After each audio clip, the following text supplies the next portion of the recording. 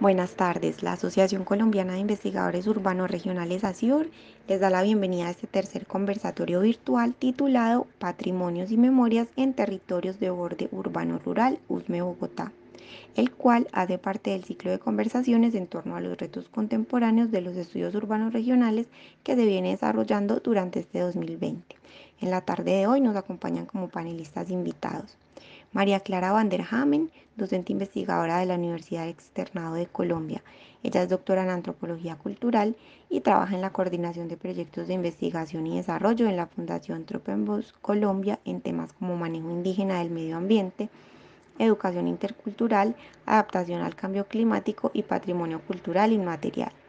Harold Villay, integrante de la Mesa de Patrimonios MECA. Él es administrador ambiental y ha trabajado en temas de educación ambiental, investigación, gestión comunitaria y socialización y divulgación de las diferentes formas de apropiación territorial, promoviendo la conservación y protección de los socioecosistemas y sus saberes comunitarios. Patrick Morales, director del Instituto Distrital de Patrimonio Cultural. Él es antropólogo de la Universidad Nacional y doctor en antropología de la Escuela de Altos Estudios en Ciencias Sociales de París. Ha trabajado en temas de memoria histórica del conflicto, patrimonio cultural y acompañamiento a procesos de reivindicación identitaria de pueblos étnicos en Colombia. Como moderadora del conversatorio estará María Catalina García Barón, docente investigadora del área de procesos sociales, territorios y medio ambiente de la Universidad Externado de Colombia y miembro de la ASIUR. Ella es antropóloga, especialista en mercados y políticas de suelo en América Latina y magíster en ordenamiento urbano regional. Una entrada muy sencilla para pensar el patrimonio, y es el patrimonio como aquello que nos une, ¿sí? Con lo que nos hace uno. En la discusión de lo patrimonial, pues originalmente eso estaba relacionado con la construcción del Estado-Nación, y por mucho tiempo el patrimonio era aquello que pudiera ayudar a construir ese sentido de identidad compartida, única, ¿no? La idea de un Estado monista, las banderas, los escudos, los himnos, los monumentos, la lengua. Pero pues con el tiempo y al reconocer, digamos, ya mucho más la pluralidad de las identidades, de los grupos humanos, de la cantidad de culturas que podemos tener en un territorio, en una sociedad, justamente esa riqueza que nos abre a pensar el patrimonio también desde una multiplicidad de posibilidades, de perspectivas, y de justamente reconocer que somos esa diversidad. Uno podría, por ejemplo, pensarse que es lo que nos une como grupo de investigadores urbanos regionales de ASIUR, ¿no? El convocante a este conversatorio. Y pues ahí habría, bueno, ¿qué será nuestro patrimonio? De pronto, pues es a discutir, ¿no? Pero podría ser la revista Territorios, o podría ser el seminario que se hace cada 2 años, ¿no? El seminario internacional, o las rumbas after seminario, las anécdotas. Bueno, así de esa manera pues uno puede construir el patrimonio de manera muy dinámica, y el patrimonio estaría pues pensado a nivel de familia, de barrio, de grupos de amigos, de región, y bueno, uno puede pues construirlo hasta el significado para la nación o la humanidad. En el contexto del ordenamiento territorial, pues aparece el patrimonio natural, cultural, material, inmaterial, geológico, arqueológico. Bueno, hay muchos elementos que se pueden tener en cuenta en ese sentido.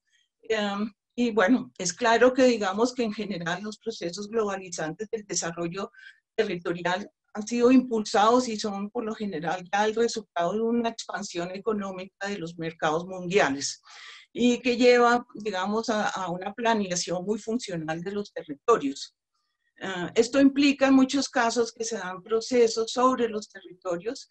Algunos lo han señalado o lo han nombrado como una topofagia, ¿no? Un tragarse esos espacios por esos apetitos de crecimiento ilimitado, generando entonces esos crecimientos urbanos desmedidos, sin límites y sin mucha consideración sobre lo que se ha configurado, digamos, en ese territorio a través del tiempo. Y que para las personas que viven ahí, para los seres humanos, como los otros seres vivos que viven ahí, pues son elementos supremamente vitales. Entonces, Cuando pensamos en el patrimonio de una ciudad, pues ya muy rápidamente pensamos en los centros históricos. En muchas ciudades los centros históricos han sido protegidos, ¿no? Como patrimonio, como el lugar de fundación, el lugar que tiene pues todos los poderes, ¿no? Para protegerlo un poco frente a esos procesos de mercado que tienden a tomar y tragarse, digamos, los distintos espacios. Pero en general una ciudad como la ciudad de Bogotá ha crecido sobre territorios que tienen una cantidad de cuestiones muy valiosas, digamos, si no más pensamos en las miles de hectáreas de humedal con la que contaba Bogotá y sobre la cual se ha ido construyendo y que fueron desecados, que fueron desapareciendo, los bosques fueron desapareciendo, las haciendas, los antiguos caminos, los sistemas de camellones de manejo del agua de los Huisca, bueno, muchas cosas han ido desapareciendo y más recientemente barrios completos que vuelven y se transforman y reciben un nuevo uso, digamos. Y generalmente todo ese crecimiento se da bajo ese, digamos, proyecto económico de expansión, no teniendo en cuenta, digamos, una cantidad de cosas. Ahora, es muy interesante pensarse el patrimonio sobre espacios donde la ciudad se está ahora proyectando y que ahí vamos a encontrar muchos patrimonios que pueden ser de patrimonio de interés de los habitantes, pero que pueden llegar a ser de interés para la ciudad y en ocasiones, como en el caso del borde sur, donde tenemos ese hallazgo arqueológico tan importante en la Hacienda del Carmen, pues puede ser también de interés de un patrimonio global por esa necrópolis tan grande que se ha encontrado ahí.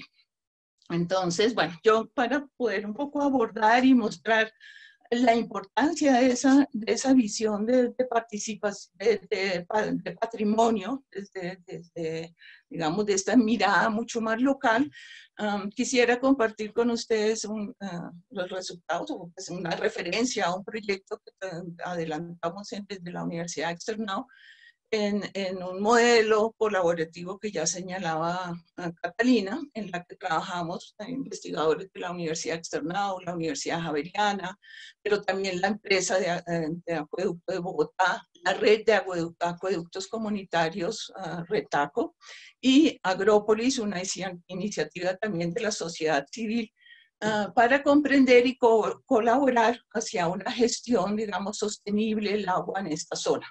Entonces, academia, movimiento social, acción social y la empresa colaborando todos en una investigación y una investigación colaborativa donde tratamos de mirar. En ese andar, con ese proyecto que duró como unos 4 años, un proyecto financiado por Colciencias, trabajamos en diferentes escalas, trabajamos la escala muy local con el acueducto a nivel comunitario, donde se miró el manejo del agua en los sistemas productivos, a nivel de las viviendas, un nivel de acción política de los actores en ese borde y un nivel de gestión y a nivel institucional, y miramos todos esos diferentes niveles. En ese trabajo de mirar el agua a nivel comunitario, nosotros fuimos revisando la historia ambiental y pues la miramos un poco desde el punto de vista de los servicios ecosistémicos, como los servicios que presta esta zona al todo el territorio. Y podemos recoger un montón de narrativas de la gente que nos compartían en los recorridos, en las conversaciones, en los ejercicios de cartografías sociales que hicimos para entender, digamos, todo este manejo de estos territorios de agua, como los llamamos. Y fuimos recogiendo una cantidad de elementos que son muy importantes y que hacen ver este territorio lleno de lugares que nombramos como lugares patrimonio. ¿Sí? Entendidos como lugares que sirven de memoria, de referentes, de evidencia, que es un territorio construido a partir de unas prácticas, a partir de unas nociones, a partir de unas relaciones de producción, a partir de unas acciones políticas, a partir de resistencias, etc. Y bueno, es muy importante tener presente que en ese lugar Este lugar, digamos, el borde sur de la ciudad ha sido muy importante por la producción de comida que desde la colonia se produjo en esta zona. También fue fuente muy importante de madera y de carbón en su momento y poco a poco fue tomando un papel muy importante el manejo del agua en este territorio. Cuando Bogotá se quedó sin agua con sus fuentes que pasaban pues por la zona céntrica, buscaron un nuevo lugar donde tomar el agua y fue desde esta cuenca del Tunjuelo que se tomó el agua y se construyeron ahí unas represas y un planta de tratamiento y ha sido pues muy importante para toda la historia de esta zona.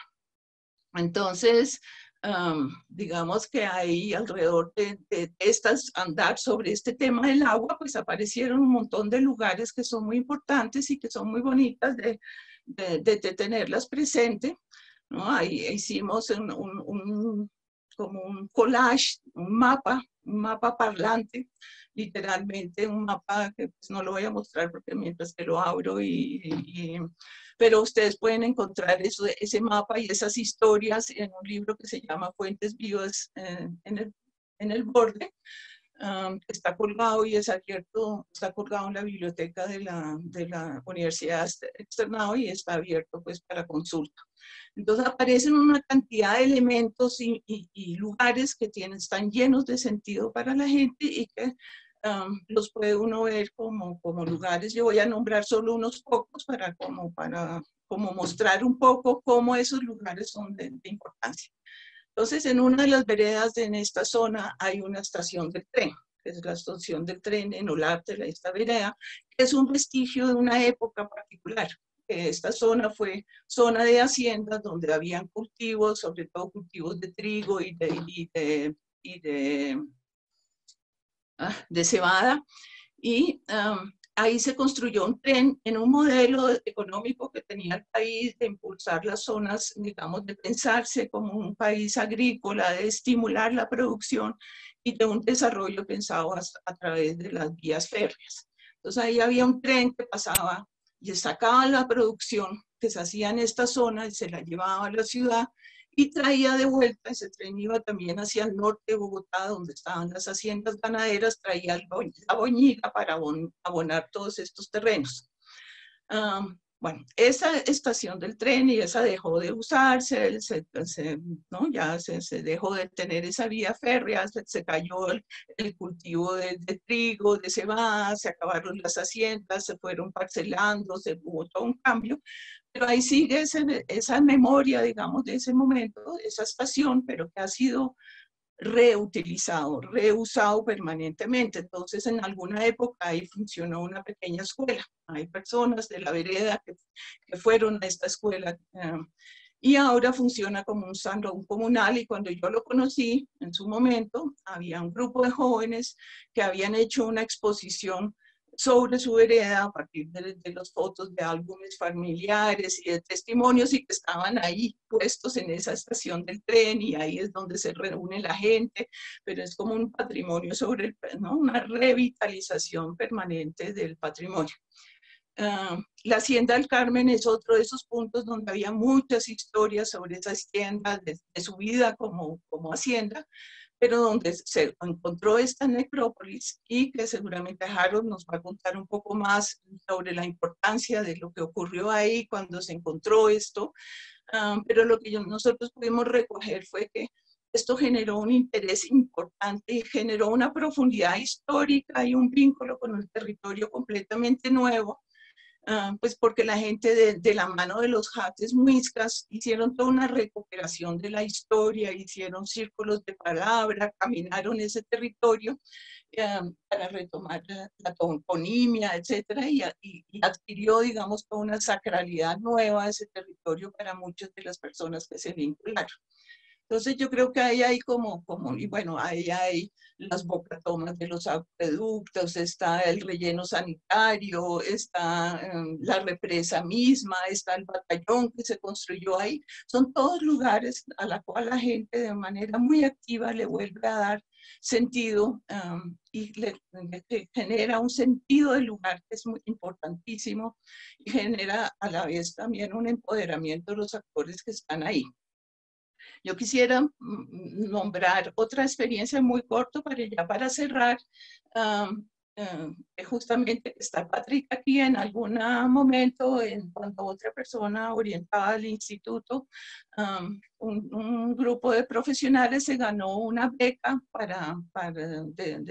de investigación en patrimonio, y ellos habían escogido cuatro plantas muy comunes, digamos, en la zona para hacer su investigación y su integración desde la perspectiva del patrimonio.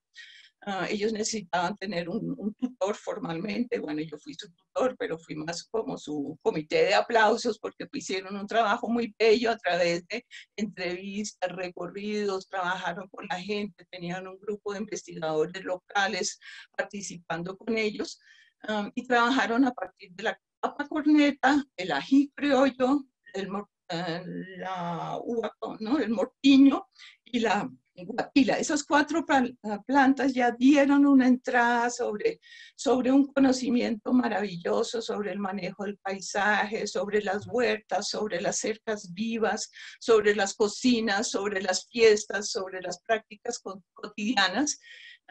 Y generó en la gente que participó también como una alegría muy especial, y fue muy bonito cómo, digamos, esto se proyectó hacia unos encuentros gastronómicos entre los campesinos que habían participado, el grupo de investigadores, y también una serie de cocineras para recuperar, que venían trabajando en recuperación de productos, recetas en distintas partes de la ciudad y del país. Y realmente fue un compartir tremendo, que yo decía, bueno, toda esta gente que vive en ese borde, pero al lado de urbano, deberían poder como acercarse a estos territorios y poder tocar y probar, sentir como toda esa historia que hay aquí a través de cuatro simples plantas que ya nos abren, digamos, todo ese universo, a entender que un territorio, y por lo tanto, digamos, desde esta entrada del patrimonio y la memoria, sentirlo como un sistema local vivo, ¿no?, donde los elementos no son solo recursos, ¿no?, como lo lee normalmente un sistema ordenador, nuestro sistema ordenador de los territorios como recursos económicos, sino con una cantidad de valores de sentido de pertenencia que son importantísimos para el desarrollo de una región, y que han sido, digamos, tomados por todos los pobladores, ¿no? Hay grupos que han trabajado sobre patrimonio. Harold seguramente nos va a contar muchas cosas como ellos trabajan a partir del patrimonio. Los jóvenes que se acercan de esa manera a su lugar. Creo que hay digamos, unos necesidad, digamos, de pensar siempre el ordenamiento territorial desde ese reconocimiento de la importancia de esos valores que están ahí y que empoderan de manera, pues, muy importante. Lo pudimos ver todo el tiempo andando por ese territorio, cómo ese sentido de pertenencia, pues, se empodera y lleva a acciones de cuidado sobre un territorio. Entonces, bueno, esto es como de entrada, como para plantear para este conversatorio. Muchas gracias, Clarita. Me parece fundamental como los elementos que desde ahora ya se ponen y se plantean y se ponen sobre la mesa como para el diálogo también, que tiene que ver con lo que dice Clarita en términos del agua como elemento también configurador del ordenamiento territorial. Las lógicas de la construcción de territorios del agua y los sistemas de vida adaptativa, ¿cierto? Los vestigios que actualmente, tanto en Hacienda El Carmen como en otros sectores de la ciudad, incluso en el borde norte, donde todavía hay trazos y huellas de todos los sistemas hidráulicos y de los distritos de riego que los pueblos prehispánicos habían venido generando como dentro de sus procesos de consolidación cultural, pero también como dentro de sus lógicas de adaptación, manejo y protección de la naturaleza en un territorio amplio, como lo plantea Clarita, y y que nos pone también sobre la mesa en una noción de patrimonio que no es un asunto del pasado, sino ese patrimonio que se resignifica, ese patrimonio que está vivo y ese patrimonio que late y tiene su pulso también en los conocimientos que las actuales comunidades que habitan estos territorios siguen concibiendo y manejando alrededor de los acueductos comunitarios, pero también, como bien lo ejemplificaba Clarita,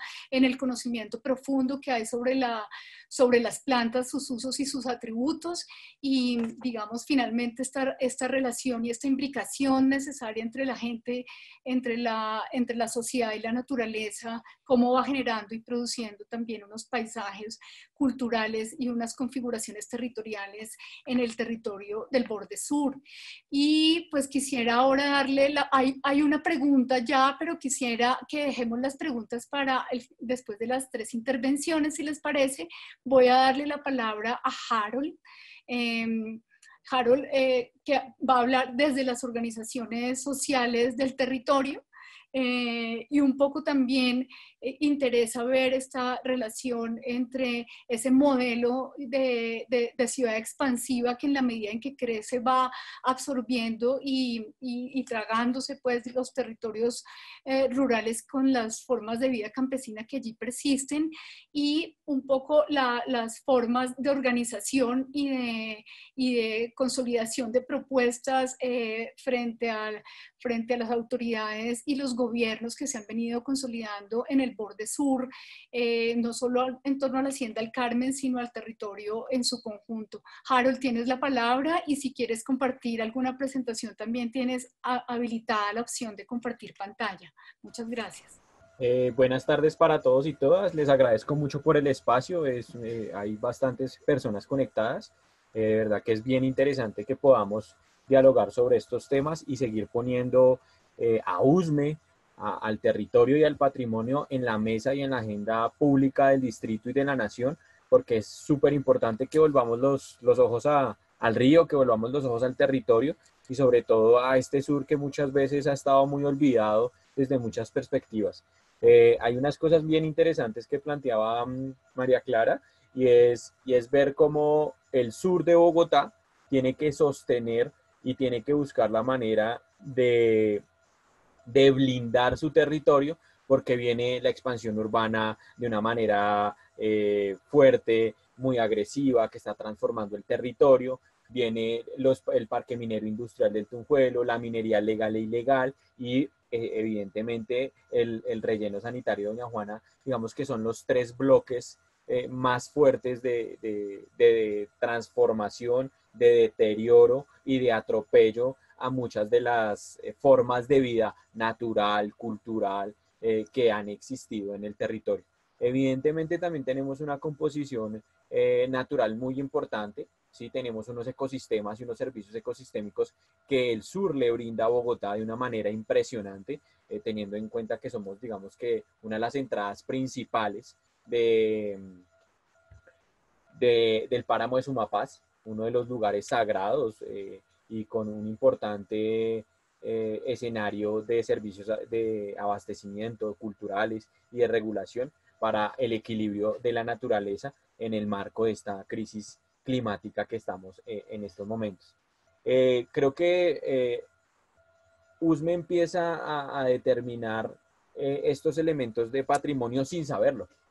USME empieza a caminar, ¿sí? Todos estos elementos de reconocer la memoria. Yo recuerdo mucho que cuando empezamos en todo este tema de las organizaciones sociales o cuando hicimos nuestros primeros acercamientos, habían muchos espacios de memoria histórica, de la recuperación de la memoria histórica. ¿Cómo llegamos al patrimonio? Reconociendo nuestra historia, ¿sí? Entonces, uno de los primeros elementos, en un primer momento, muchas organizaciones empezaron a hacer como memoria de esto, y había una cosa importante, que es que en USME hay una importante conjunto de personas que vienen del desplazamiento por la guerra, ¿sí? Entonces, muchas de las personas que se trasladaron de otras partes del país venían a buscar un nuevo proyecto de vida, y en estos momentos, pues digamos que siempre ha tenido, digamos, Bogotá esa oportunidad de brindar, digamos, esas nuevas oportunidades.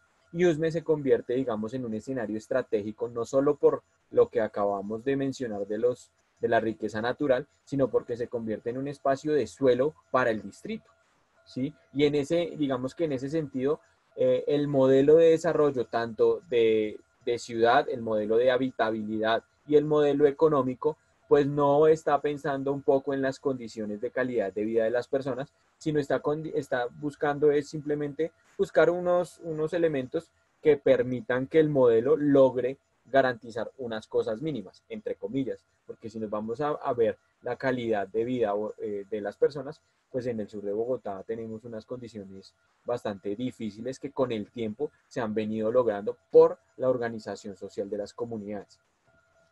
Entonces, a partir, digamos, de estos elementos, digamos que esa figura se empieza a consolidar como una estructura en ese sur, una estructura de asentamientos urbanos, dormitorio. Es decir, que la mayor cantidad de personas que están viviendo en estos lugares, pues van al sur, van al norte o van al occidente, donde está, digamos, la mayor cantidad de oferta laboral.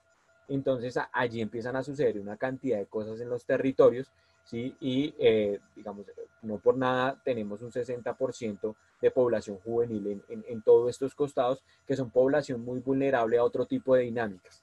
Que estos espacios culturales, que hay una carencia bastante fuerte en el sur de Bogotá, se pueden, digamos, que pueden permitir llegar a suplir otro tipo de ideas y otro tipo de transformaciones. En ese sentido, esos procesos de memoria histórica empiezan a hablar de todo esto que les estoy mencionando, pero además también empiezan como a buscar esa memoria histórica en dos vías. La primera es como tratar de darle vida un poco al conflicto, como ese conflicto también era indirectamente asociado a los territorios y la relación de las personas. Y por otro lado, habían otras personas muy inquietas por el tema ambiental, por el tema cultural y por el tema de las poblaciones campesinas y rurales, que muchas veces no se tiene presente dentro de lo que significa la configuración de la localidad de Usme y del sur de Bogotá. Entonces las poblaciones rurales muchas veces quedan en un rinconcito de esa memoria histórica de los territorios y los diferentes procesos. En ese sentido, todos esos procesos de memoria histórica generan unos lazos de movilización social, generan unos lazos de fraternidad entre las mismas organizaciones urbanas y ya empezamos a hablar de urbano-rural, ¿sí? Porque las organizaciones sociales de la parte urbana empiezan a avanzar hacia un pensamiento integral del territorio y se encuentran con las comunidades rurales que vienen haciendo unas luchas campesinas de derechos de los campesinos, de todo el tema agrario, de todo el tema de la defensa de la naturaleza, ¿sí? Pero el punto de encuentro, ¿cuál era? Detener la expansión urbana. Ese fue el punto de convergencia, de detener la expansión urbana, de detener la expansión del relleno y de detener el parque minero industrial, que directa o indirectamente estaba aquejando a los pobladores rurales. Entonces, ahí las diferentes organizaciones urbanas encuentran ese punto de convergencia, al igual que con las comunidades campesinas. Y ahí empiezan, digamos, a tener, digamos, unas características muy importantes de afinar esos objetivos o esos propósitos colectivos hacia avanzar en la reconfiguración, en la defensa y en la apropiación del territorio. Entonces, no solo surgen las luchas o las movilizaciones sociales, sino que desde las organizaciones sociales también se empieza a hacer una investigación desde la educación popular, ¿sí? Empiezan a hacer escuelas de formación artística, escuelas de formación deportiva, escuelas de vigilas de patrimonio, una cantidad de cosas que permiten darle una alternativa a muchos jóvenes o a muchas personas que están interesados en estos temas. Y en ese punto fuerte de convergencia, las luchas, me recuerdo tanto muy bien la discusión tan fuerte que existió en el gobierno de Samuel Moreno frente a la expansión urbana, que se decreta por medio de resoluciones en a nivel distrital para tratar de ordenar el desarrollo urbanístico en el sur de Bogotá. Pero ese ordenamiento era muy ligado a la configuración o al modelo actual de desarrollo económico y urbano, o sea, un desarrollo que María Clara conoce muy bien la experiencia que sucedió en el norte, sin concertar con las comunidades, pensados de una sola manera, ¿sí? y que no tenía, digamos, una integralidad y no tenía una visión de habitabilidad ni social ni en condiciones climáticas que soportaran, digamos, una expansión urbana tan agresiva como lo ha pensado, digamos, o como está en principio el proyecto urbanístico Nuevo Usme. Saliendo esta administración, en esta administración, pues las peleas estaban tan fuertes que un campesino en una de las reuniones que se estaban haciendo a nivel de socialización de este proyecto, dice, acá tendremos que encontrar como organizaciones sociales y como comunidad otros elementos que nos permitan resaltar la importancia del territorio, la importancia del medio ambiente, la importancia de los ecosistemas y la importancia de nuestra propia historia social. Días más tarde, en la ecuación de suelos que estaba haciendo Metrovivienda para poder hacer la construcción de el polígono específico del predio del Carmen en el plan Tres Quebradas, se da la adecuación de los suelos del predio del Carmen y se empiezan, digamos, como a aparecer una cantidad de elementos arqueológicos, de elementos óseos de personas y de elementos óseos de animales. Esto hubo un silencio institucional por más de 2-3 meses muy fuertes y quien se da cuenta de estas situaciones son las comunidades que están alrededor.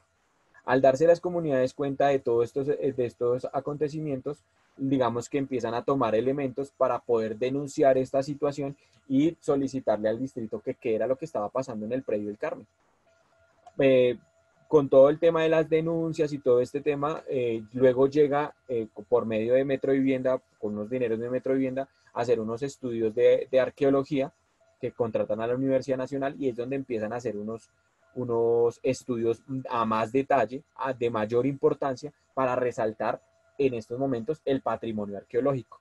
Es decir, que el hallazgo arqueológico con la aparición de la Universidad Nacional se empiezan a construir una cantidad de argumentos y de situaciones desde la perspectiva científica y académica que le dan mucho más validez y respaldo a las investigaciones y a las diferentes acciones que venían haciendo las organizaciones sociales. Entonces, como que se conjugan estos dos elementos y la historia de Usme empieza a contarse desde otra perspectiva y cambia la historia en dos. Una antes del hallazgo arqueológico y otra después del hallazgo arqueológico. ¿Por qué? Porque las organizaciones empezaban a hablar de memoria, empezaban a resaltar todas las manifestaciones culturales y el hallazgo arqueológico empieza a hablar de un patrimonio arqueológico y a partir de toda la gestión social que empieza a hacer la Universidad Nacional, empiezan a llegar otros investigadores de diferentes disciplinas y de diferentes corrientes a fortalecer todo ese tema del patrimonio.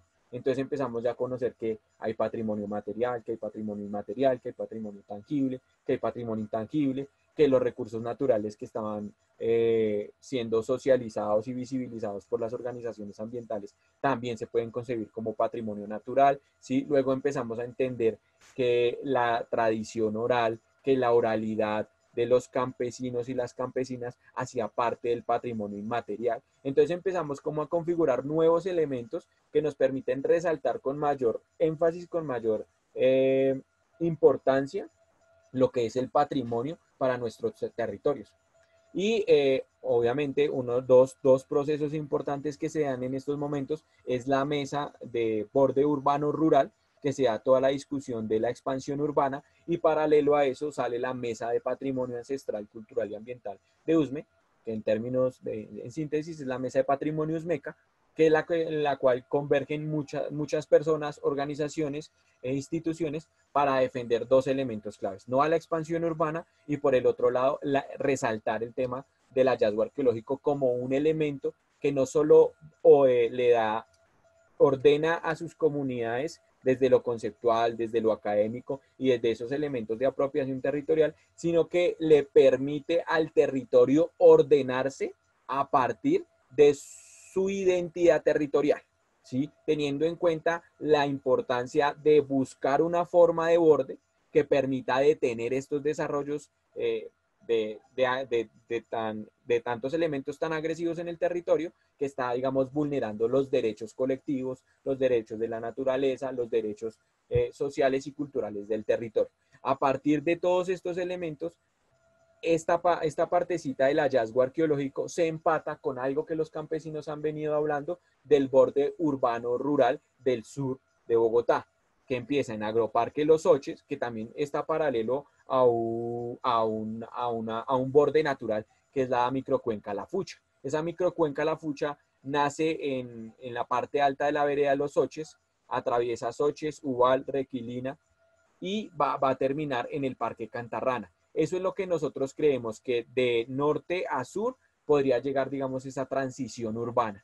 Y esa transición urbana tiene que tener, digamos, unos elementos culturales, equipamientos, corredores, porque las comunidades campesinas han generado bastantes corredores culturales. La Requilina, el Ubal, ha generado fincas, ha generado corredores ambientales que permiten descubrir cuál es esa magia de la ruralidad, cuál es esa magia de la campesinidad, pero sobre todo de cómo el campesino está tan arraigado con el territorio. Y entonces ese borde tendría esos elementos y de sur a norte serían también unos equipamientos muy rurales, que es donde está el hallazgo arqueológico. Y el hallazgo arqueológico no solo le daría un elemento clave a ordenar el territorio, sino que también nos permitiría cambiar la mirada de lo que significa el sur de Bogotá. No solo por la importancia de que haya un museo de sitio, de que hayan unos senderos de interpretación, de que haya unos espacios, ojalá en articulación con varias universidades, liderado por la Universidad Nacional y por las comunidades, para que vengan a hacer investigaciones desde las diferentes corrientes de pensamiento, ciencias humanas, ciencias naturales, ciencias agrarias, ¿sí? Y que permita también fortalecer, dinamizar la investigación y los estudios alternativos científicos, los estudios comunitarios, para que los colegios que están en el sur de Bogotá tengan, digamos, un acceso, o las comunidades tengamos un acceso directo a este tipo de estudios de pregrado, de posgrado, de maestría y demás, para que no solo en términos territoriales y de infraestructura se beneficie el territorio, sino que realmente le dé mayor calidad de vida a los habitantes desde la formación y desde dinamizar no solo con ideas de emprendimiento un poco efímeras, sino que desde la misma importancia del territorio se resalte el hallazgo arqueológico. Allí vienen otros elementos muy importantes, no solo desde lo material, como lo mencionaba María Clara, de las haciendas, sino que también tenemos otros elementos. Por ejemplo, la investigación de la recuperación de las semillas nativas, la investigación de la recuperación de las semillas arbóreas y de la biodiversidad de todos estos lugares, la reconstrucción paisajística a partir de los elementos socios de la fauna que se encontró en el hallazgo arqueológico. ¿Sí? Y como bien lo dice el profesor Virgilio Becerra, aquí hay para investigar por lo menos unos 500 o unos 600 años más adelante. Es decir, que esto puede ser un lugar muy importante, y no solo pensando en la localidad de Usme, sino que también piensa el sur de Bogotá en toda su estructura, ¿sí? San Cristóbal, Usme, Ciudad Bolívar y Sumapaz. Si nosotros logramos desde el ordenamiento territorial de tener este fuerte desarrollo, vamos también a conservar el páramo de Sumapaz. Que el páramo de Sumapaz es un lugar estratégico no solo para Bogotá, sino para la región, que básicamente es este elemento el que nos permite también hablar de cómo nos estamos viendo a nivel regional con las comunidades, cómo estamos pensando Bogotá, Sumapaz, Une, Cabrera, Pasca, ¿sí? Que son las regiones que están en todo el sur, y cuáles son los elementos que benefician o cuál es la atribución que le genera esas regiones a Bogotá y cuál es la corresponsabilidad que tiene Bogotá con todas estas regiones. Solo hablemos del sur para no irnos tan lejos, ¿sí? Entonces el sur no solo se convierte en una estructura urbana homogénea de la vulneración de los derechos sociales, sino que aquí también tenemos un potencial importante para desarrollar la economía del sur de Bogotá. Tenemos la ruralidad, tenemos unos centros culturales, tenemos unos centros ambientales muy importantes en términos de espacios. Nosotros tenemos una aula abierta que nos va a permitir generar una cantidad de posibilidades y de oportunidades sin tener que desplazarnos al centro o al norte de la ciudad o a otras regiones, teniendo una estructura tan fuerte y tan sólida en términos sociales, en términos culturales y en términos ambientales. Creo yo que esos son los retos contemporáneos de los que tenemos que empezar a hablar. ¿Cómo logramos desde lo territorial como localizar, ¿no? O sea, desde la globalidad, localizarnos en nuestros territorios y fortalecer esas dinámicas organizativas y darle mucha vida a la gestión comunitaria? No podemos seguir, digamos, enfrascándonos en esa dinámica pequeña y utilitaria de la vida, sino que tenemos que buscar las formas de recuperar nuestras prácticas culturales ancestrales, campesinas, y que confluyan en un territorio con bastantes dinámicas importantes para el patrimonio. Entonces el patrimonio hoy me parecía interesante cuando Patrick nos comentaba en unos diálogos anteriores que querían volcar la mirada a que el patrimonio no solo fueran los monumentos y los centros históricos del centro de la ciudad, y eso es valiosísimo, porque es que Bogotá no solo tiene que hablar del centro de la ciudad, sino que Bogotá tiene que contar desde su parte ambiental, desde su parte rural, desde la historia, desde la misma historia de las personas que han liderado muchas cosas. ¿Cuántas personas no han podido, digamos, resaltar o ser visibles dentro de tantos procesos comunitarios y sociales? Entonces creo yo que por ahí podría dejar un poco mi palabra, perdón si me extendí un poco, les agradezco mucho el espacio y pues esto es muy importante y pues realmente es muy apasionante poder aportar hoy en una cosa que podemos materializar en 4 años, muy importante para Bogotá, para la nación y para el mundo. Harold, muchas gracias por tu intervención. Creo que aportas nuevos elementos, digamos, a la reflexión y a la conversación. Me parecen fundamentales cuando hablas de esa relación de USME con el Sumapaz y esa comprensión del territorio entendido desde la perspectiva regional es fundamental en una conectividad digamos que está en donde el agua sigue siendo nuevamente, a la luz de tu intervención, un elemento estructurante, ¿cierto? A través del Sumapaz, pues toda la conectividad del Ariari y del Duda con el Orinoco, pero también, digo, de la región del Sumapaz, pero también de la cuenca del Sumapaz, como todo el valle del río Magdalena y la gran región del Tequendama.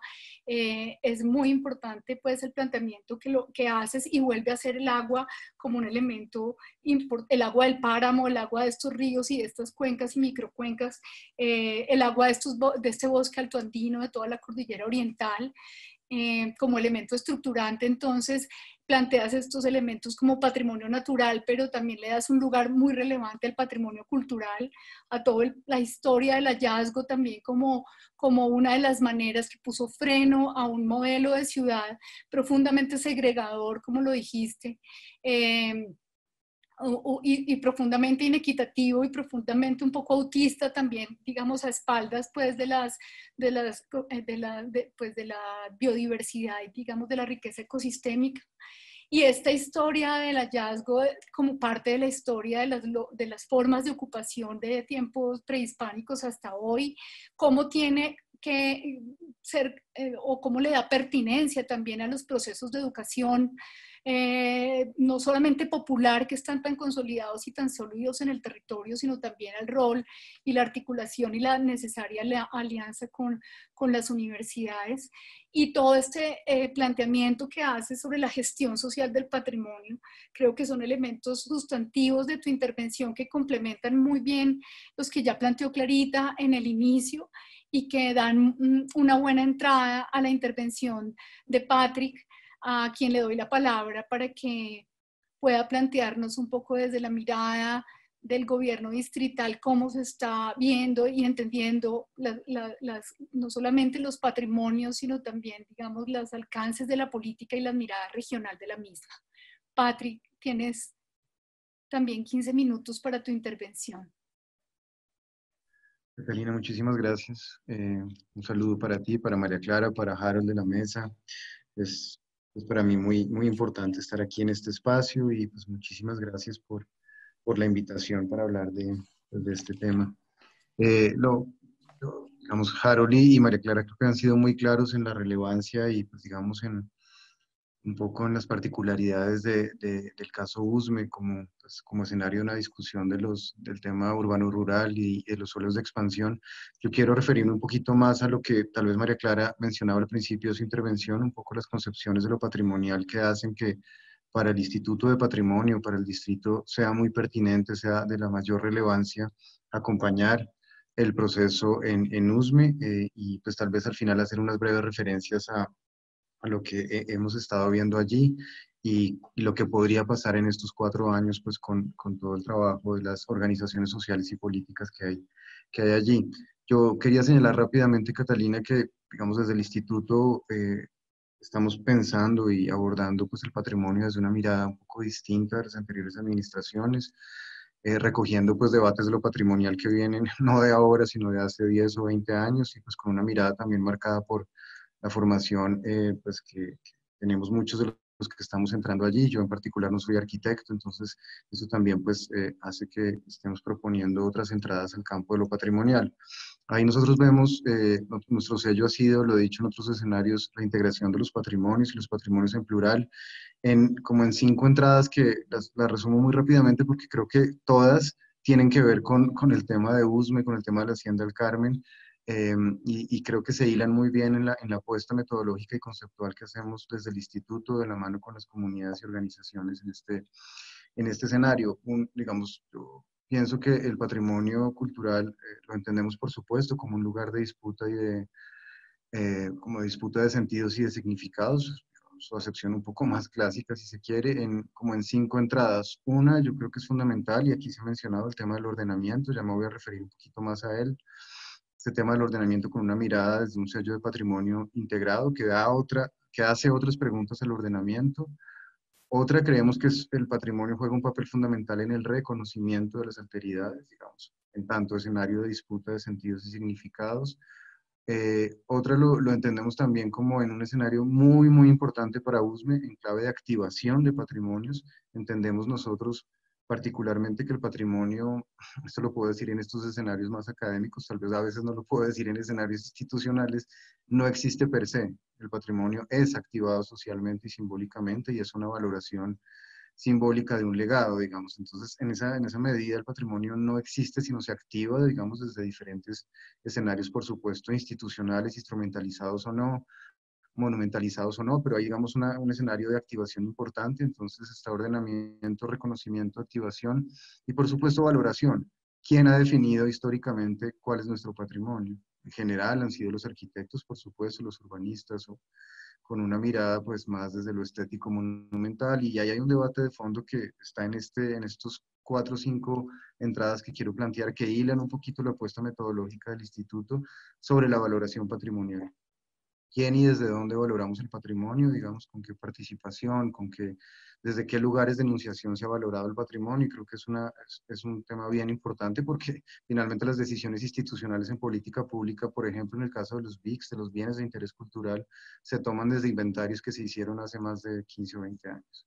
¿Con qué criterios se hicieron esos inventarios? Y hay una pregunta importante. Y la última entrada en estas, digamos, como un poco escenarios metodológicos que estoy planteando es el de la agencia social, el reconocimiento de la agencia social alrededor del campo de lo patrimonial. Con esas 5 entradas, y creo que lo que trato de mostrar es que USME va a estar relacionado con estas 5 entradas metodológicas que proponemos desde el instituto.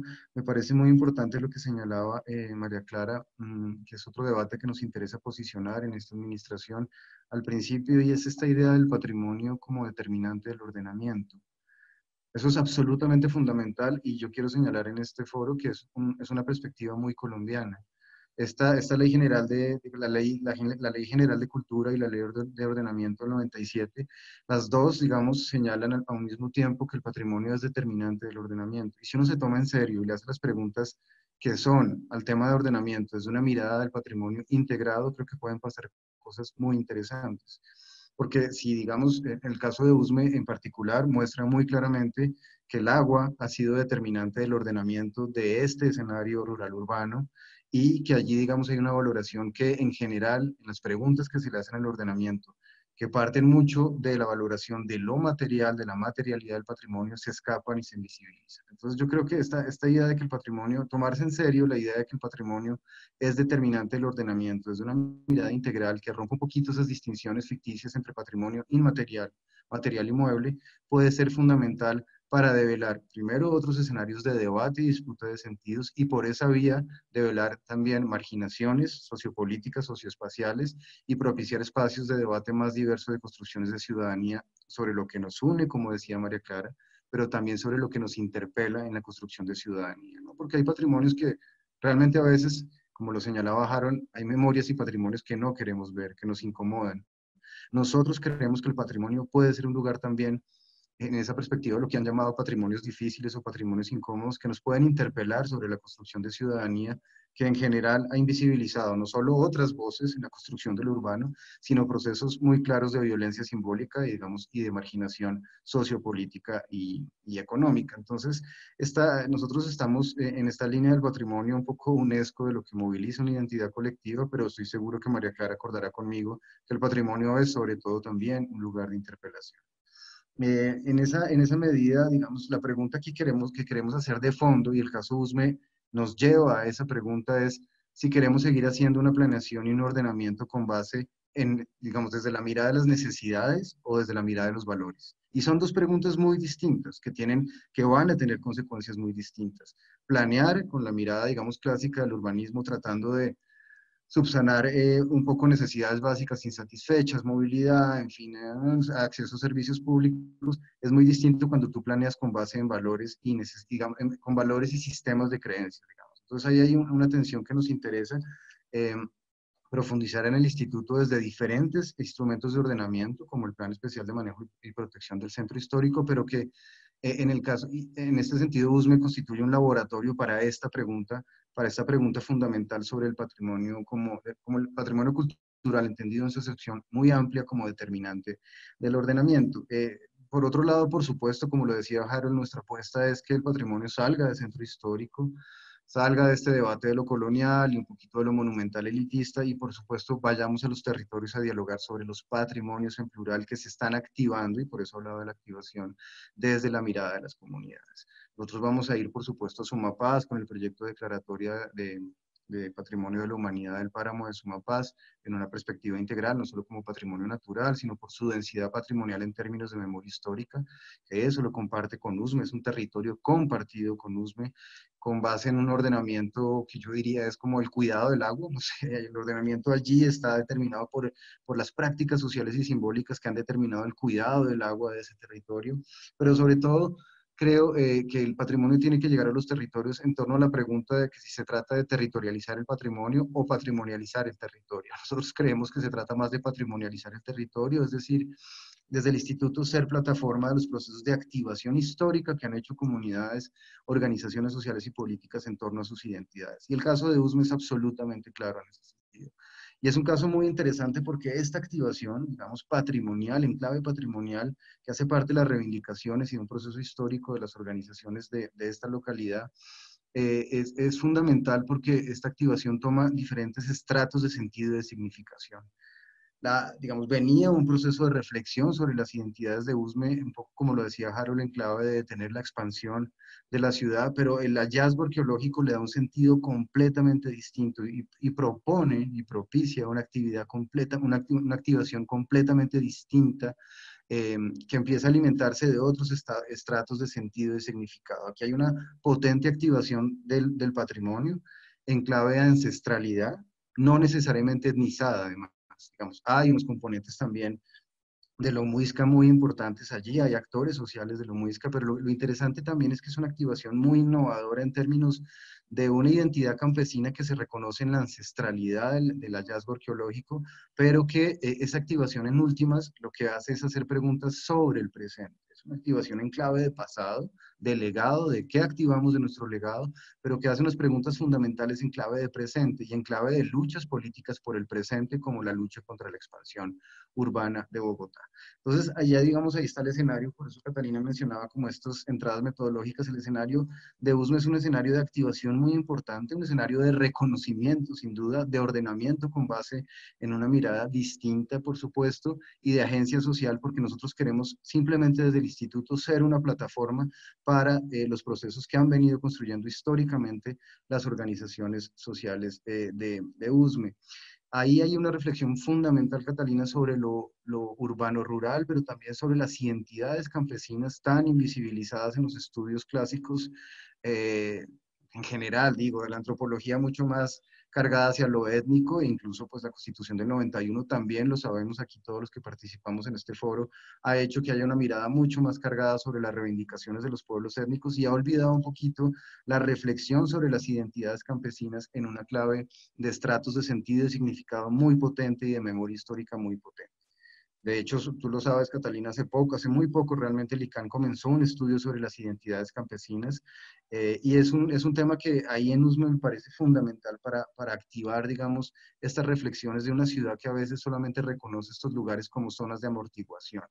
Nosotros no queremos entender el caso de USME, el caso de la Hacienda del Carmen, solamente como una zona de transición o amortiguación, lo es, y es muy importante, como lo ha señalado Harold, sino la hipótesis que planteo aquí como para ir cerrando, Catalina, es que el caso de USME constituye una reserva simbólica de activación de sentidos y significados.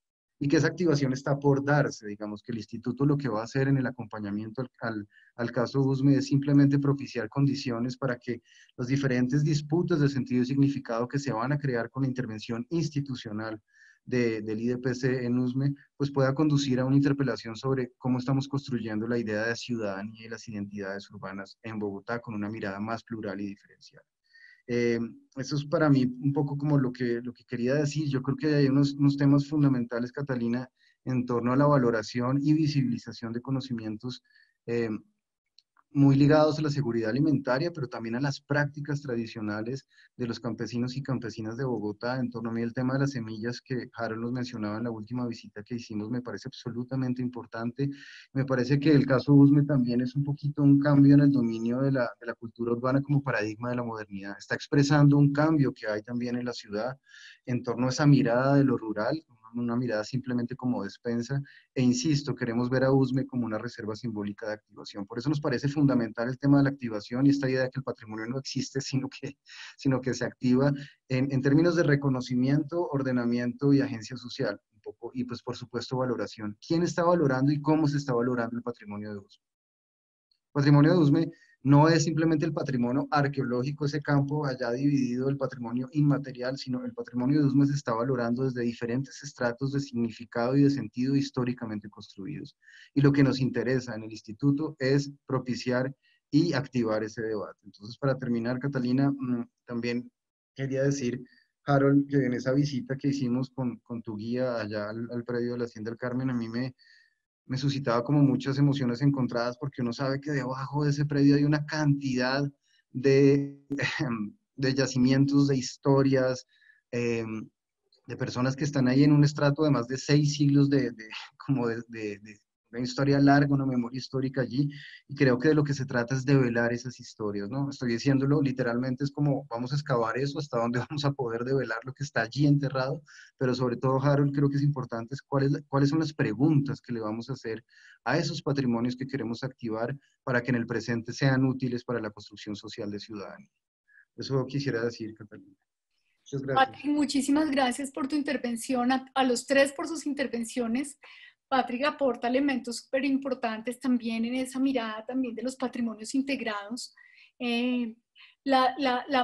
El sujeto campesino como un sujeto que también ha construido luchas históricas y que ha estado a pesar de esto un poco arrinconado de la mirada de los gobiernos, de la política y del reconocimiento incluso de los marcos normativos y legislativos. Evidentemente cada vez más las instituciones tal vez creería que por la presión misma del movimiento campesino histórico que ha venido ejerciendo y en muchas y diversas formas de movilización de sus temas principales, que no son solamente el tema de la tierra, sino de la cultura y la vida campesina, cada vez más efectivamente se vienen como dando pasos en torno a esto.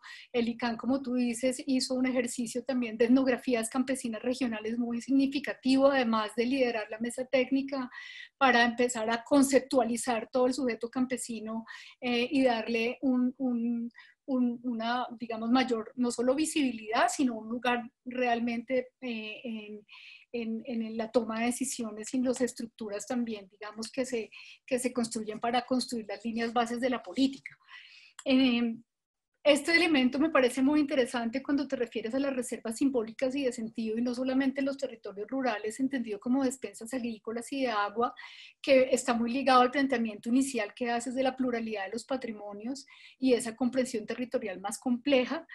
Y los retos que planteas también en términos de las decisiones y de los ejercicios de planificación regional y urbano-rural, ¿sí? Digamos que se miren también a partir de los valores constituidos y no solamente a partir de las necesidades y las demandas, que ha sido un poco como la historia de los procesos de formulación de política.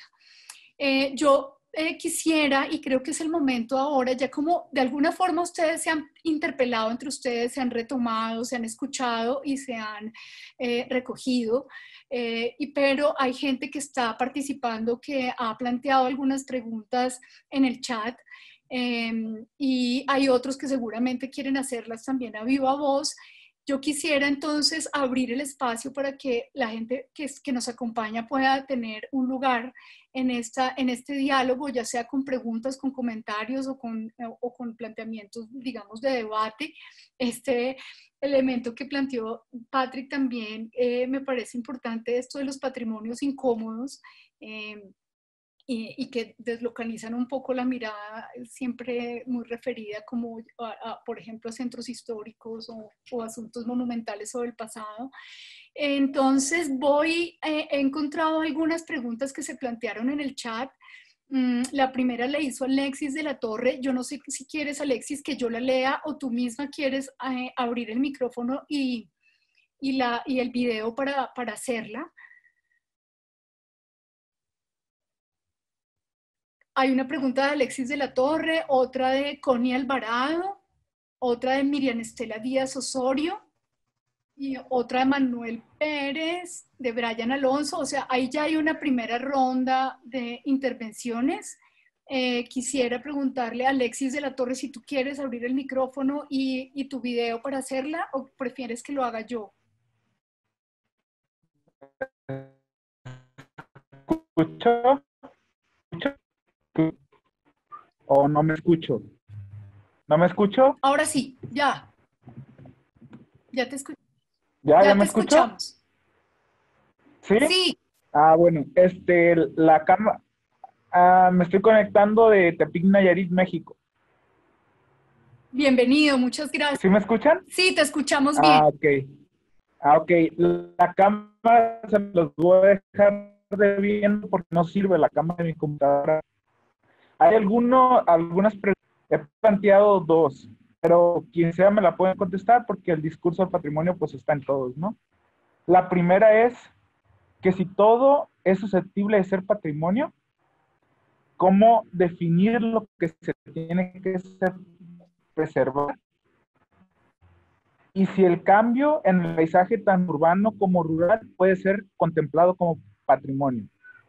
Si es así, ¿hasta qué punto el cambio puede ser contemplado como patrimonio? Porque he entendido que hay patrimonio por antigüedad, ¿no? Hay lógico, hay histórico y hay presente, que es un cambio.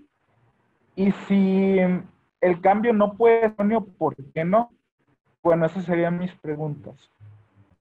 Muchas gracias, Alexis. Vamos a hacer una ronda para no responder una a una. Connie Alvarado, ¿tú quieres hacer la pregunta?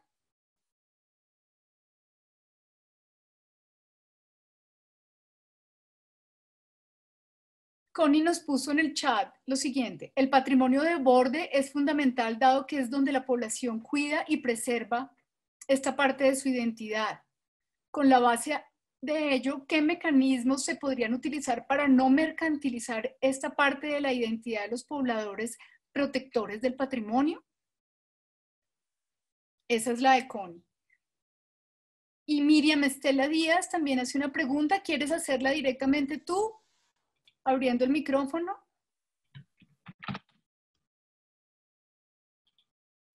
Buenas tardes, ¿sí me escuchan? Claro que sí.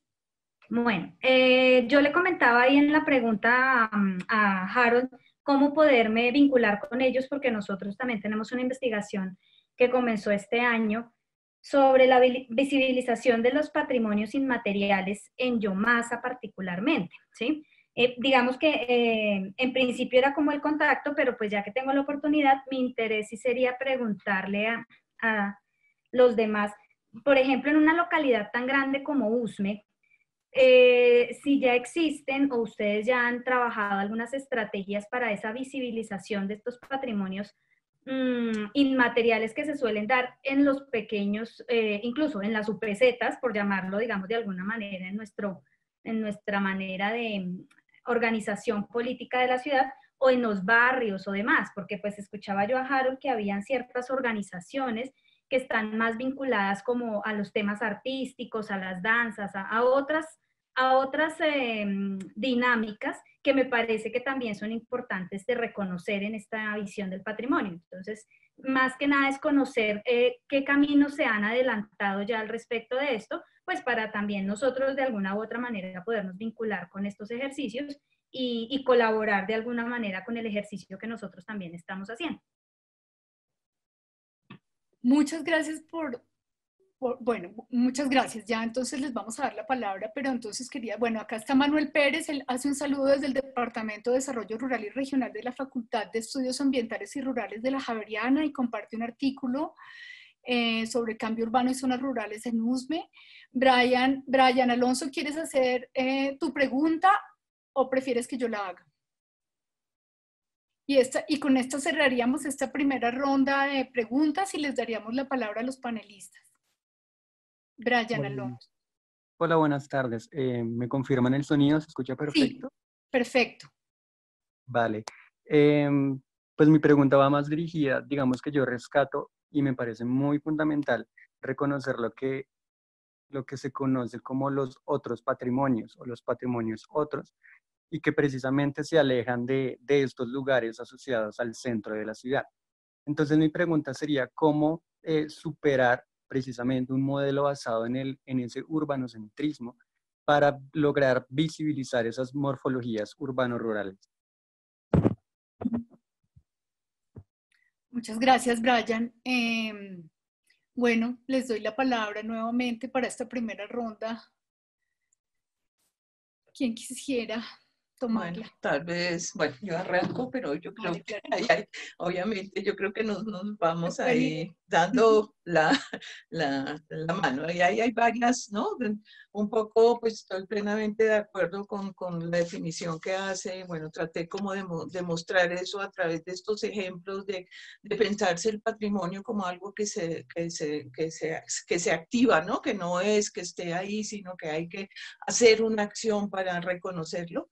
Y sí, cualquier cosa podría ser objeto de patrimonialización de alguna manera a un grupo determinado.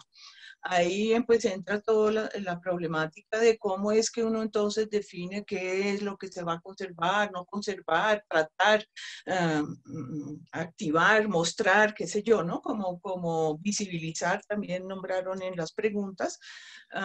Creo que ahí hay una cuestión muy importante, y es que cuando uno piensa que va a territorializar de alguna manera, está pensada sobre el patrimonio. Y cuando oigo, pues, cuando nos cuenta Harold todo lo que han hecho en el borde, es desde el borde mismo, ¿no? Ya no pensado como borde, sino como su territorio.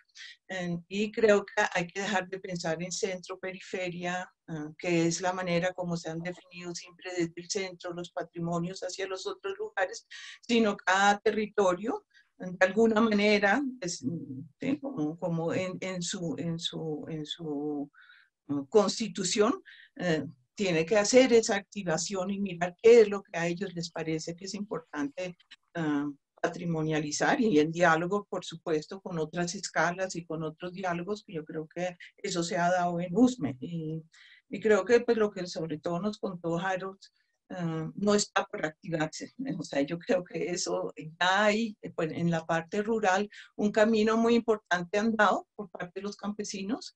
Es impresionante lo que han recogido en testimonios, en trabajos, han trabajado con los jóvenes mismos han hecho todo tipo de propuestas. Y más bien ahí hay toda una pregunta, y que de pronto es también una pregunta un poco para el instituto, de pensarse realmente el borde.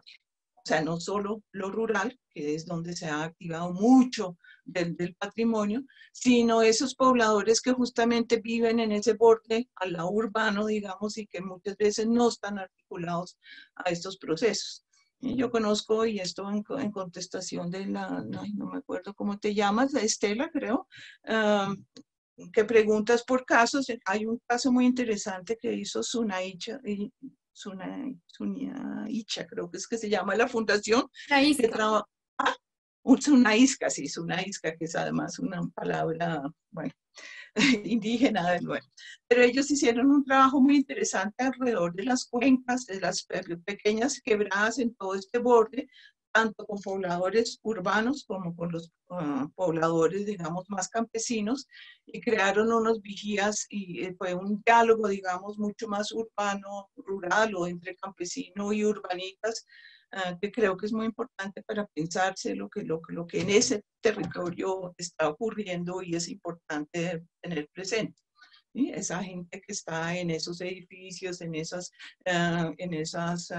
barrios construidos muchas veces informalmente, etc. Ahí pues habría que hacer este trabajo en conjunto con el otro, si realmente nos pensamos como un territorio de borde, ¿no? Donde el borde, hay dos lados del borde. Bueno, esto para dejar.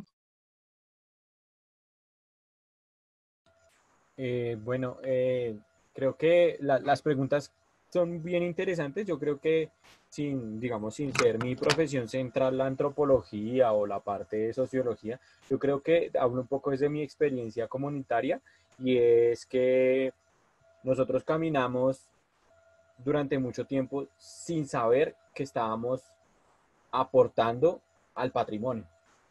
Y creo que eso es importante, porque creo yo, sí, respetando un poco el ejercicio académico, que a veces cuando se conceptualiza mucho, se teoriza mucho, sin querer queriendo se pierde como esa esencia o esa parte genuina que sale de los territorios. Obvio, y es muy importante que se hagan estos ejercicios académicos porque le van a dar relevancia. Pero creo que las comunidades, cuando encuentran esas necesidades o esas problemáticas, o seguramente, como nos pasó en USME, que ya no encontrábamos elementos que nos permitieran fortalecer la defensa y apropiación del territorio, aparece el hallazgo arqueológico. Y a partir del hallazgo arqueológico empiezan a generarse muchas más expresiones de patrimonio, ¿sí? Entonces los chicos hacían cosas de audiovisuales, los campesinos recogían la memoria, los mitos, la leyenda, hablaban de sus abuelos, las fotografías. Entonces empiezan como a abrirse un montón como un baúl de sorpresas, de recuerdos y de memorias, que uno dice, qué impresionante. Entonces, ya cuando llegan los académicos o las personas de las instituciones, oiga, mire, esto es patrimonio audiovisual, esto es patrimonio auditivo, esto no sé qué. Entonces empieza como a darse esa confluencia de pensamientos, de resaltar la importancia del patrimonio. Y eso nos pasó a nosotros durante mucho tiempo. Hoy tal vez le ponemos un poquito más de palabras y de conceptos, porque ya lo hemos venido como trabajando. No somos expertos, pero tenemos como esa intención de resaltar desde los elementos culturales, sociales y comunitarios ese valor del territorio. Yo creo que las mismas comunidades son las que van a buscar las formas de patrimonializar el territorio, ¿sí? Hasta qué punto la historia, la cultura, la memoria de las comunidades empieza a resaltarse. Por decir algo, en un territorio que seguramente no hay un acontecimiento material físico de gran relevancia, ¿cómo rescato el patrimonio? Las semillas, el agua, cómo cultivaban, cómo aprendieron, el solo hecho de cómo aprendieron a cultivar y toda esa historia que hay alrededor de cómo aprendieron a cultivar o cómo aprendieron a generar cierta práctica en su escenario rural. Creo que eso también nos permite también como buscar otras formas del patrimonio. Seguramente María Clara y Patrick nos van de pronto a profundizar en algunos temas porque seguramente tiene más experticia en el tema, pero yo siento que eso. Y otra cosa importante que mencionaban era de patrimonializar el territorio o el territorio, resaltar el patrimonio. Yo creo que a mí siempre me ha gustado mucho el tema de reconocer el territorio y cómo logramos tejer todos esos elementos significativos desde el interés colectivo de las comunidades. Cómo logramos juntar todos esos quereres para poder resignificarlos desde los diferentes instrumentos de gestión. Obviamente hay un tema de ordenamiento territorial, hay unas leyes de ordenamiento territorial que nos pueden dar unos elementos, ¿sí? Y otra cosa importante que hablaba María Clara, creo que el borde sur tiene cantidad de elementos para poder hablar de patrimonio. Cualquier cantidad, ¿sí? No solo material, sino inmaterial, sino cómo desde la configuración medioambiental, cómo es de la configuración social, cómo es de la ausencia también de algunos instrumentos de gestión social también hacen que se generen otros discursos y otras formas de apropiar el territorio. No sé si se me pasa de pronto alguna cosa, creo que por ahí.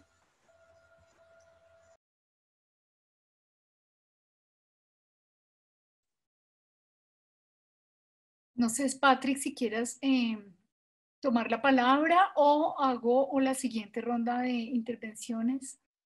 Una breve referencia, Catalina, porque creo que la pregunta que formulaban, pues sí es una pregunta muy relevante en términos de pues, esta perspectiva, un poquito lo que parecería es que todo puede ser patrimonio. Y sí, pero no. Es decir, ahí está un poquito el sentido también de la activación en términos de la construcción e interpelación de identidades y de sentidos que hay allí. Y pues creo que también nos remite un poquito a lo complicado del campo de lo patrimonial y a las instrumentalizaciones que se pueden dar allí en muchos sentidos. Yo estaba pensando ahora mientras pues escuchaba también a Harold, a María Clara y alrededor de esta pregunta. mm, la administración anterior decidió excluir a los columbarios del cementerio central del inventario de patrimonio cultural y material, del inventario de VIX en realidad del distrito, a los columbarios que están en el cementerio al lado del Centro de Memoria de Paz y Reconciliación. Y una de las razones de la exclusión, que se daban para la exclusión, es que eran unos columbarios que estaban relacionados con, según ellos, con un predio no muy importante porque era un cementerio de pobres. A diferencia del Globo A del cementerio, ¿no? Que era en este cementerio, pues, donde están los mausoleos, en fin. Una de las razones por las cuales nosotros lo vamos a volver a incluir en el listado de bienes de interés cultural del distrito es precisamente porque es un cementerio de pobres.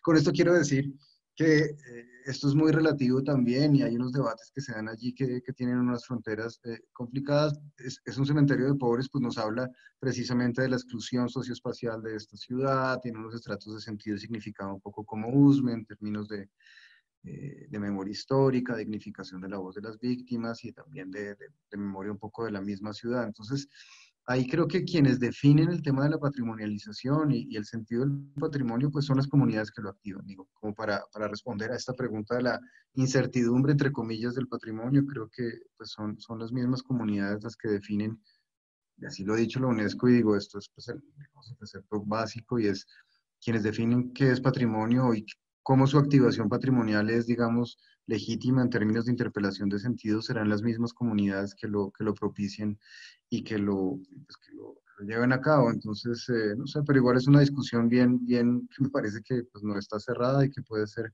muy importante. Y por último, Catalina, me gustó mucho el concepto que tenía María Clara, que hablaba de los lugares patrimonio. Nosotros en el instituto hablamos de lugares con densidad patrimonial también, que es un poquito de eso, ¿no? Hay como diferentes capas de sentido patrimonial allí y pues que son importantes llevar a la práctica y que el reto es llevar un poquito de eso también a la política pública. Pero pues hasta ahí para escuchar otras preguntas. Gracias, Catalina. Muy bien, y además conectas bastante con una de las preguntas que vienen, que hizo Alexis de la Torre. No sé, Alexis creo que ya había hablado, ¿verdad? Pero hizo una nueva pregunta. ¿Cómo se sabe cuándo se presenta una activación social válida que genere valores patrimoniales dignos de preservar?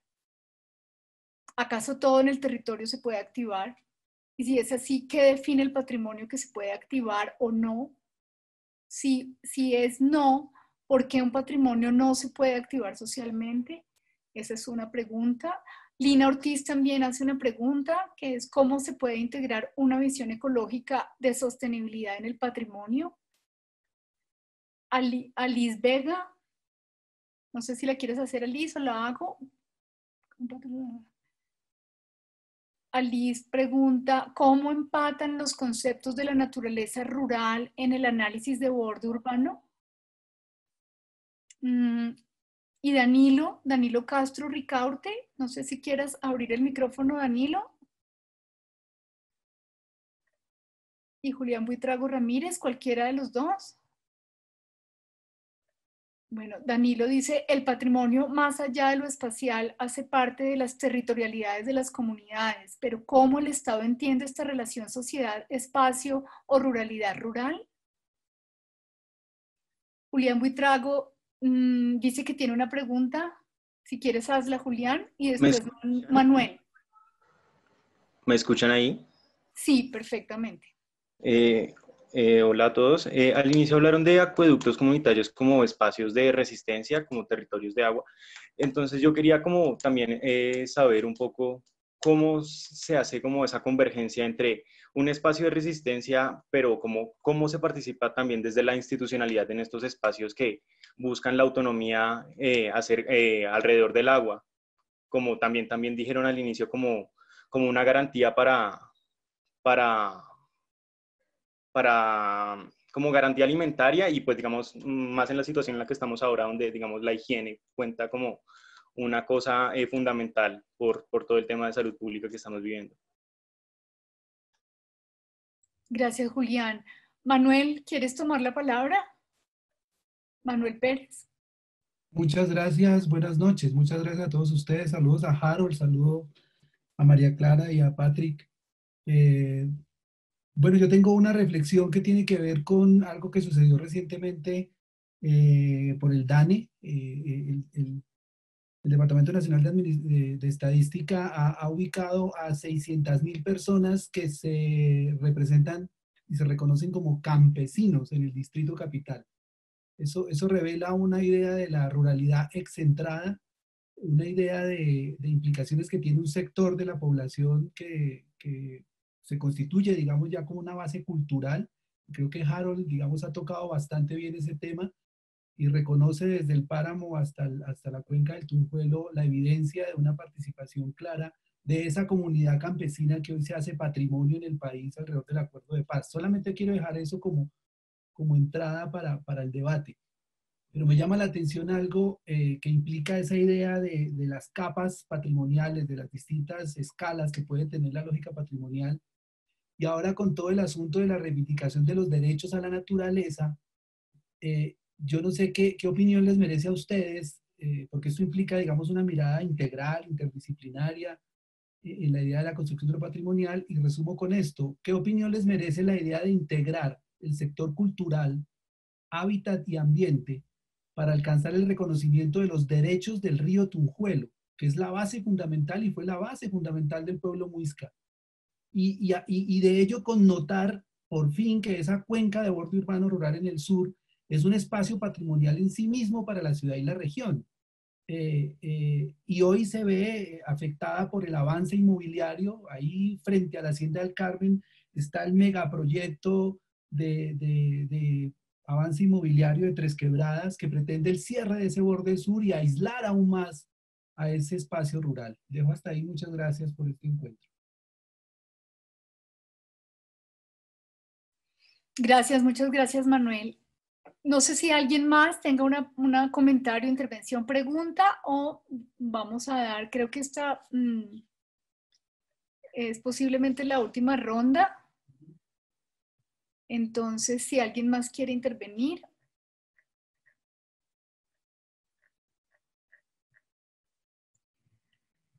Bien.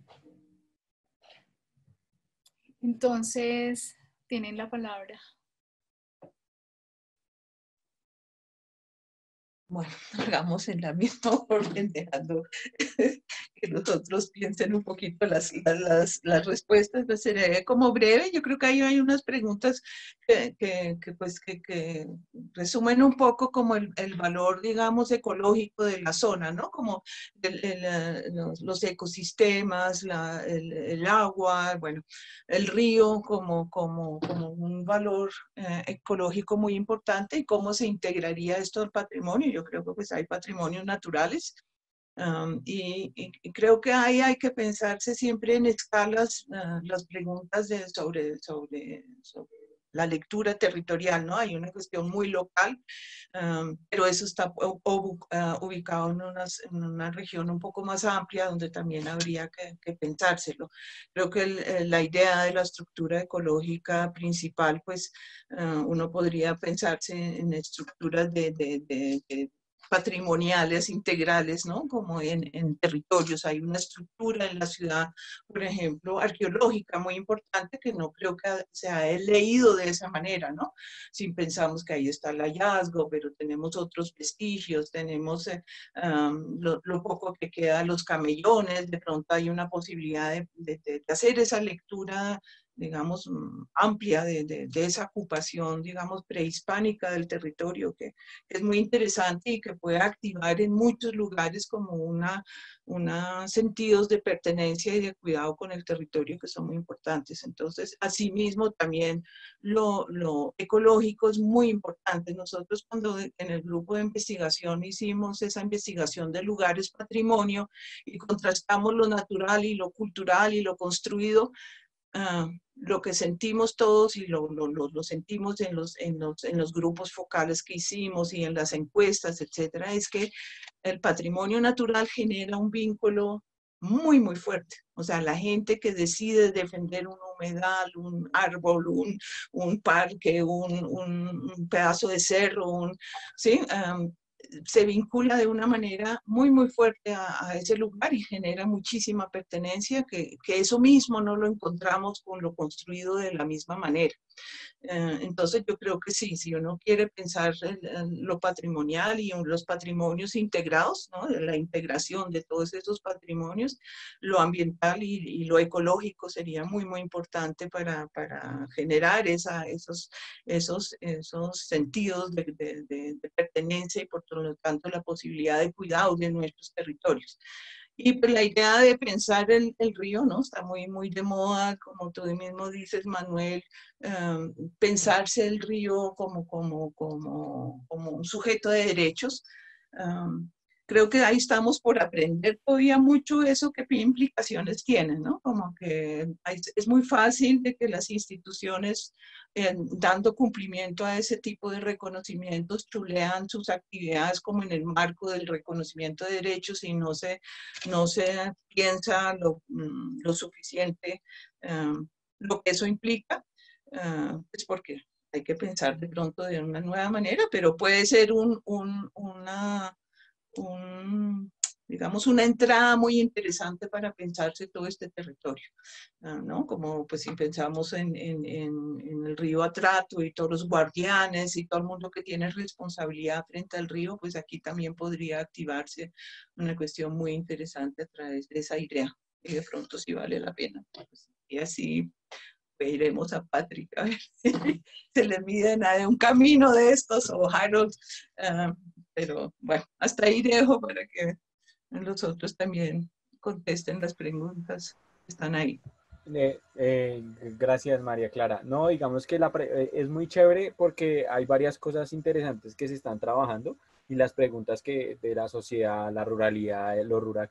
Yo creo que un poco desde la idea de la naturaleza desde la idea de la composición del territorio, hay unos ecosistemas que son la base del territorio.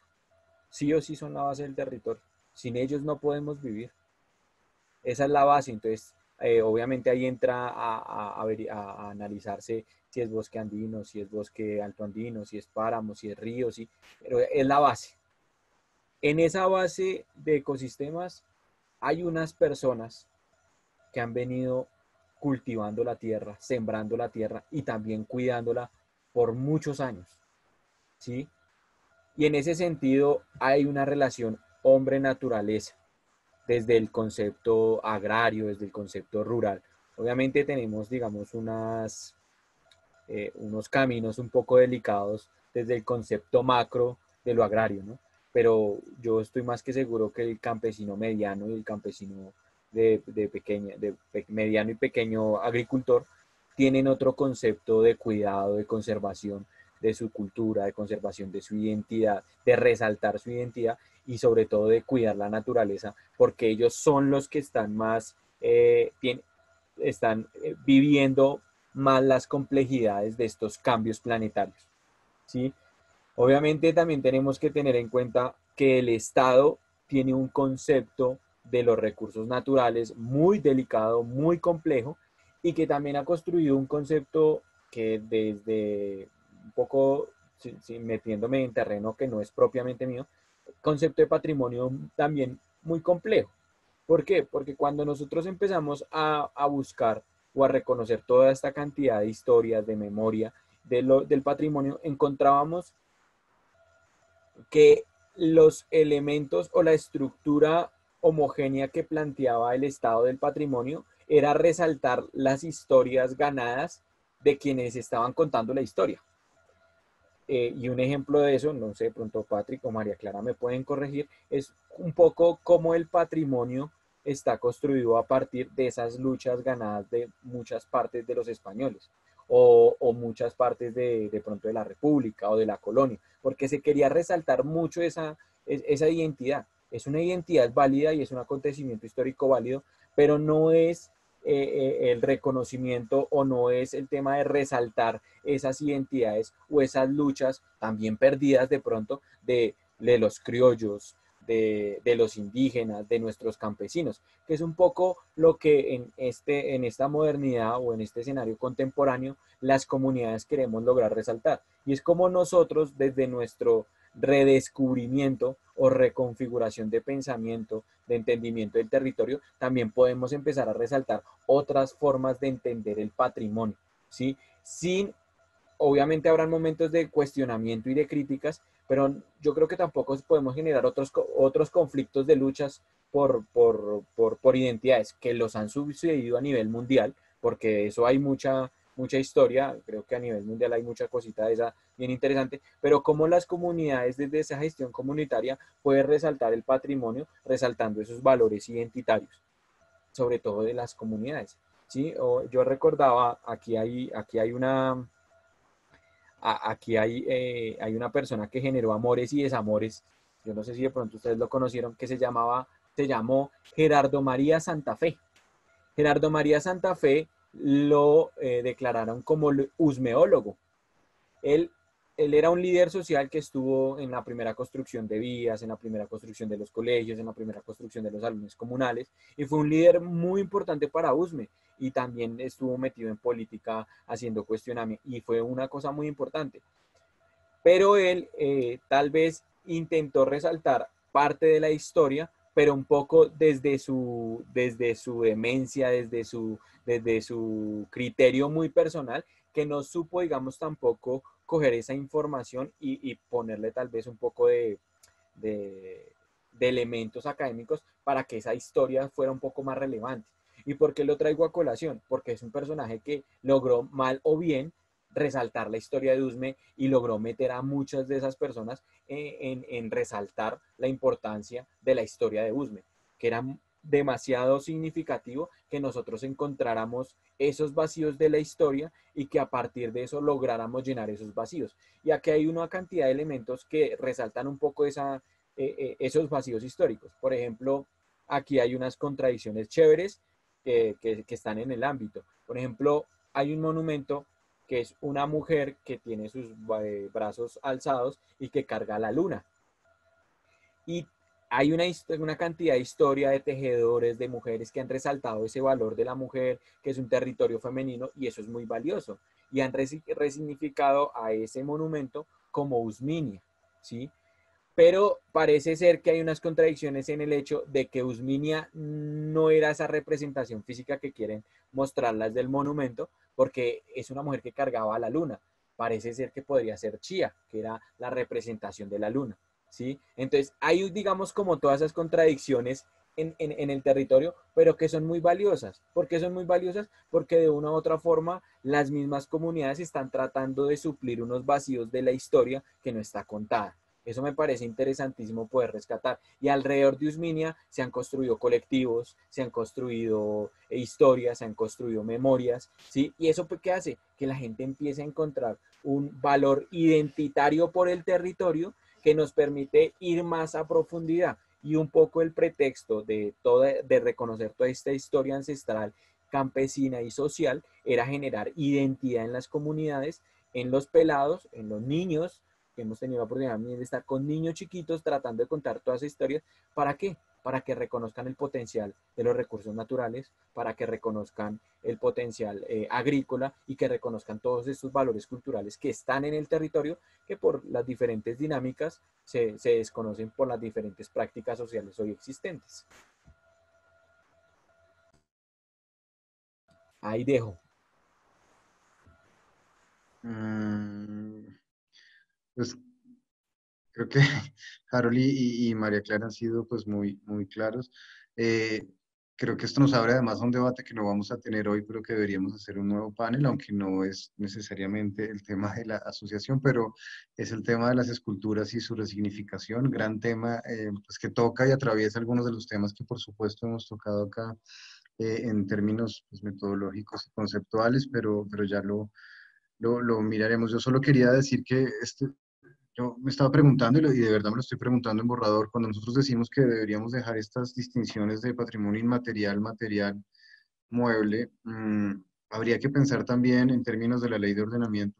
Los dos determinantes de ordenamiento se supone que son, digamos, el tema natural, el soporte natural y el soporte vital, que es el sistema de creencias. Y como decía María Clara, en últimas es bien difícil otra vez hacer la distinción. Como es difícil hacer la distinción entre inmaterial y material, porque son patrimonios cruzados, como se ha llamado, pues lo natural y lo cultural en últimas también funcionan en una relación de interdependencia y de asignación de sentidos. Entonces uno, por ejemplo, con la patrimonialización de Sumapaz que queremos hacer como proceso participativo con las organizaciones de allá, un poco el debate es qué patrimonio es Sumapaz, ¿no? Y qué categoría además, pues, a dónde va, a qué lista va a ir esto, porque eso tiene pues unos temas también ya un poquito más formales, y eso uno dice patrimonio mixto.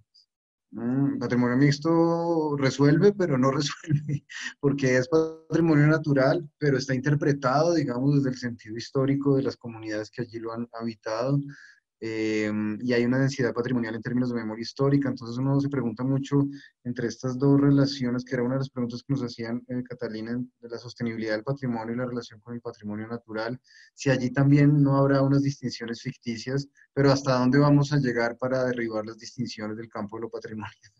No sé, estoy aquí pensando en borrador, pero lo último pues que quería decir es que lo que decía Harold es absolutamente fundamental, y ha sido pues el gran debate, Harold, tú lo sabes, de la memoria histórica, y es quién escribe la memoria, pues, y al final, quién valora el patrimonio. Son las dos preguntas que yo diría equivalentes. ¿Quién escribe la memoria? Pues normalmente los vencedores. Se trata de cambiar eso. ¿Quién valora el patrimonio y desde dónde se valora el patrimonio? Se trata de cambiar eso. Y cambiar eso en la medida en que eso tiene marcos normativos muy claros, Harold, en la ley del patrimonio como determinante de ordenamiento, puede tener unas implicaciones absolutamente, diría yo, relevantes en términos de procesos de visibilización y empoderamiento social y comunitario en esta ciudad. Esa es la apuesta, diría yo, en este marco. Y pues para terminar la propuesta de Manuel Pérez, pues a mí me parece absolutamente pertinente. O sea, con hábitat nos andamos cruzando, con ambientes ya lo señalé en el caso Sumapaz, todo el tiempo hay cruces de competencias, y estaría buenísimo, María Clara, que trabajáramos en la declaratoria de derechos del río, que yo tampoco conozco tanto. Yo sé que lo del atrato ha sido importantísimo, muy fértil, pero muy complejo también. Entonces, pues bueno, no sé si nos metemos con la Universidad Externado en la declaratoria del río Tonjuelo como como sujeto de derecho. No sé. No, y te tengo otra, también a partir de lo que dijo Manuel, y es pues esa cuestión de los 600.000 campesinos en Bogotá, ¿no? Como que es Los toda una derechos de la oportunidad, campesinidad, ¿no?